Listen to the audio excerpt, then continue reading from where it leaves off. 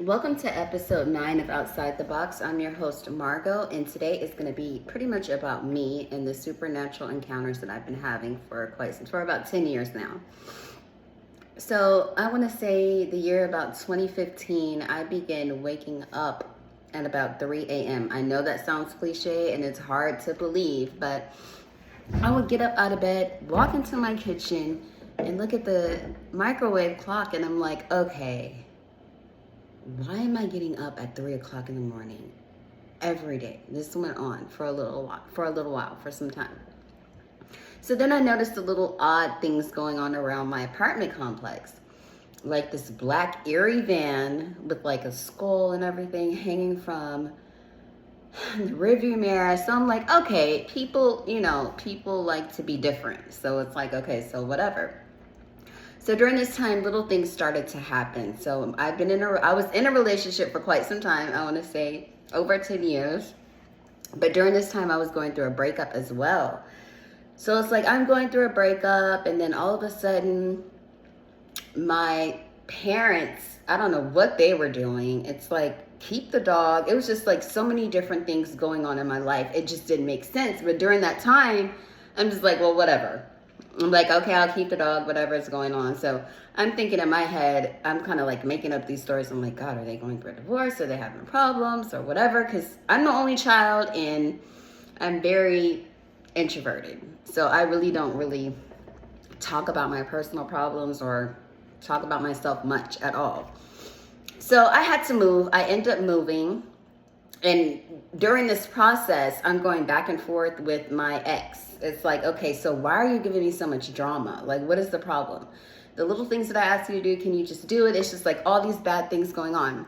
So I'm like, I'm trying to move. So I would think you would be a little bit more supportive during this time. So I'm just like, okay. During that time, like I said, so I just kind of like blew it off. I'm like, whatever, people go through things. So I move and I start to, people were like following me. It was almost like gang stalking. So I'm like, okay, so what the hell is going on? I'm like, why are these people following me? There's just certain things going on. And I remember I was on a specific street, and I live in San Antonio, Texas. So it doesn't even matter what street it is. But I was on the street and I'm like, why is this guy, I'm driving and I'm like, why is this guy like following me or whatever? He's in like a Charger. So I'm like, okay, so why is this guy following me? What is going on? So I end up I end up driving off like really, really quickly. And I think I had like a little mini, not with another car, but I had like a mini little fender bender with like something. So it's like all these weird people standing in the parking lot. Like it was like Secret Service or something. I'm like, what is going on? So I'm like, okay, so these people, so I drive off. No one says anything to me. And I'm like, okay, so I didn't get out the car, I didn't do anything. I just kind of like backed out and drove off. I'm like, who are these people standing in the store parking lot? And I know you're not familiar with San Antonio, Texas, but this was like off of Wurzbach. You don't know where Wurzbach is, I know, but it's like this little area on like the northwest side of San Antonio. So I'm like, okay, so I kind of like blow that off too. I'm like, okay, so maybe it's something. I'm trying to figure this out. So like I dropped my friend off one day on another side of town, and it's like a car across the street and they're like taking pictures of me. I'm like, why are you taking pictures of me? Who is this person? I didn't get out the car again. I'm like, okay, so I'm noticing these things. I'm like, okay, so why are they taking pictures of me? Across the street, they're taking pictures of me.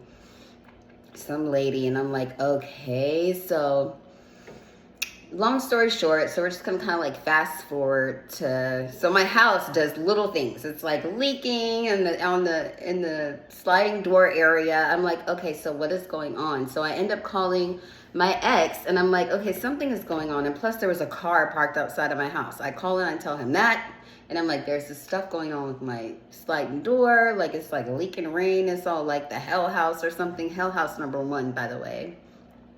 So I'm like, okay, just brush it off. Like I have kids. They still got to go to school. I still have to go to work. Life goes on. Like I can't sit here and be like, well, like something's going on. I'm just going to sit here and be scared. So my life continues. I do whatever I need to do or whatever.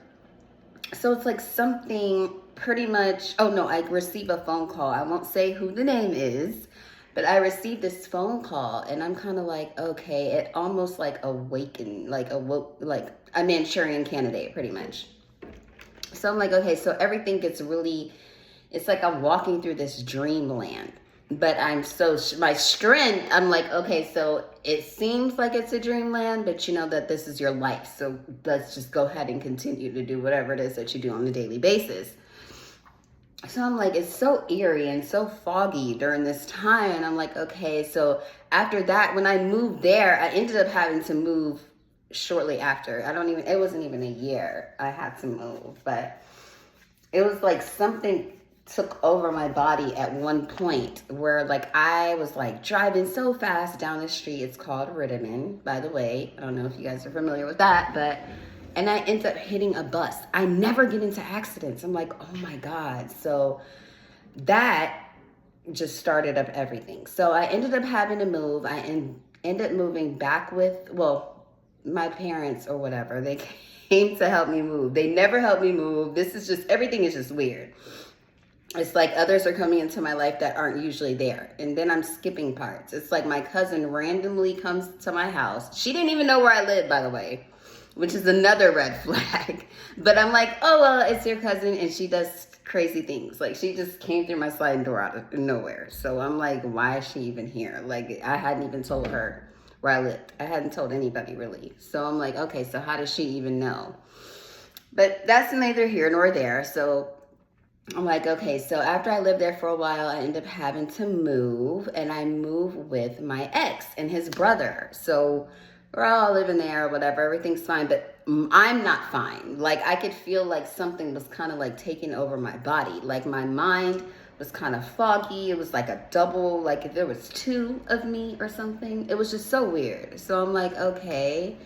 And so my dad, I remember him coming and he's like, is she okay? And it's like, why is he asking you that? Like, first of all, I don't understand where this conversation and how this stuff is going on. It's just so much going on in my life. I'm like, what is going on?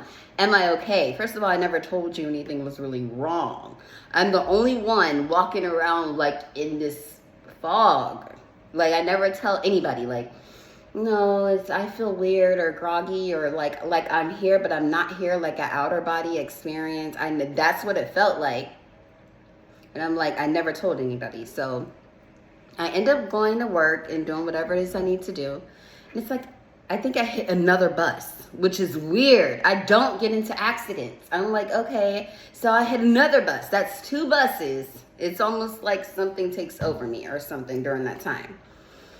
So I end up moving from over there to like this little duplex because I mean we're all friends and family or whatever. So, but it was time for me to go ahead and move into my own place instead of living with him and his brother. So I move into my own place, and this is what I call Hell House number 2. It really should be Hell House 1, but I moved there. And, you know, I started decorating and stuff like that. But it's also like I don't know if it was somebody who lived there previously or what. But I'm going to say this. Something came in that night. So I'm laying in bed.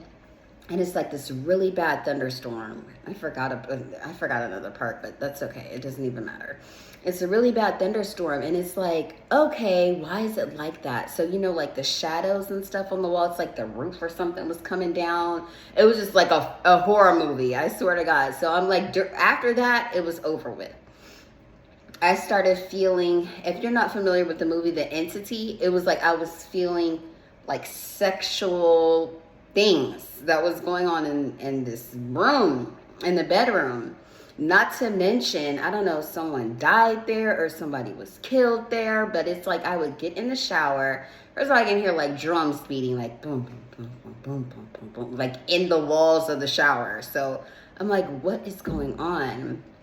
And I feel like I could see like blood. I don't see these things. It's like I could feel them, or I can't, it's like a sense that you don't have, like a sixth sense almost. So I'm like, okay, did somebody die here? It's like blood all over the shower. I don't see it, not like it or something. Like I could literally see. It's like I could feel it or see it, or like like I said, an outer body experience. But it's like the eyes of someone else, which is so weird. So I'm like, okay. So I get out the shower and I'm gonna fast forward just to the major part. So I think in the kitchen area, it was like this little shelf. So I kind of like put these little things up there, make it look really homely and things. Something happened there. It was like somebody was literally jumping me. Like in my kitchen, no one's there. I can physically feel the punches and the blows to my stomach area. And I'm just standing in the kitchen. I'm like, why is it like this? Why do I feel somebody fighting in this kitchen? And literally like feeling the blows and the hits and everything. So I'm like, okay. So I never tell anyone. This is my first time telling the story. And I'm like, okay, what is that? So I still stay there, and it's like little things. I lost my job, so no car. So it was like everything. I don't know if it was something that drained me of my life or my like existence or something. It was just so weird. And so by us being broken up, even he was acting weird. I was like, you're saying these little funny things to me that I don't appreciate. So I started to do things on my own. So I'm walking everywhere, like to the store, wherever I had to go. I catch a cab to HEB. I'm doing everything on my own. So it's like I need a job. So I walk to McDonald's. It's like up the street from where I live. I was like, okay, I'm going to walk to McDonald's and I'm going to apply for a job. Who doesn't get hired at McDonald's? They did not hire me. Something is really definitely going on here. So instead of letting it consume me, I begin like walking the track. Like I would walk to this little park and walk the track to stay in shape, or walk in the morning. So this one particular morning, I'm walking like just in the neighborhood, just so I wouldn't stay inside and be consumed by whatever was trying to like take over me. So like I'm walking the neighborhood, and you know how you pick up your phone, you look at your phone, and it was like a whole entirely different like face that came out of on my phone. I was like, okay, I didn't drop my phone or anything. So I'm one of those really, really calm people. If you've seen like my video about my sacred space, then you know why I'm like this. So I'm kind of like, okay. So I look at it and I notice like everything's different. Lips are protruding. It was just like, it was just so weird. So I'm walking and I'm like, okay, so that's weird. I make it back to the house. I'm not able to get a job. Everything is just weird. No friends. So I don't have a lot of friends anyway, but it's just different. So the duplex I lived in, and then I'm going to end the video and it'll be a part 2. But there's a house behind my house. Like a little like, you know, like maybe if it was like a 1-bedroom like efficiency. You know how like some people have like maids quarters or a little house in the back for your kid that's in college or something. So I go back there and I'm doing these strange things. Like I'm feeling these things like you need to move. There's a certain place for you. And just things are just flooding my brain. So I go back there and I can hear someone in there. You know how the stove makes noise? And I'm like, okay, so there's someone back here. So I knock on the door. I'm knocking, and I'm knocking. No one answers. Constantly with the oven thing. And I'm like, okay, so what is this about? So I go back inside. Again, I don't tell anyone.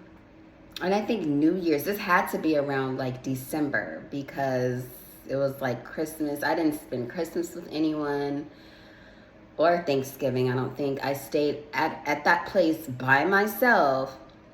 So I think New Year's rolled around and then my ex came over and I'm like in the front yard doing something. Like we talked a little bit, but then it was like, no, nothing's ever going to come of this. No, we never argued or anything. And he kind of like drove off, but he was in tears. Like if he's seen something that I couldn't see. But unfortunately, I'm going to cut this short. And that is the first part of my personal experience with the supernatural, and trust me, I'm far from done. So you're tuned into episode 9 of Outside the Box. And again, thank you for watching, and like and subscribe. And I know it's kind of hard to believe, but believe it because I'm still going through it. But like I said, like and subscribe, stay safe and informed.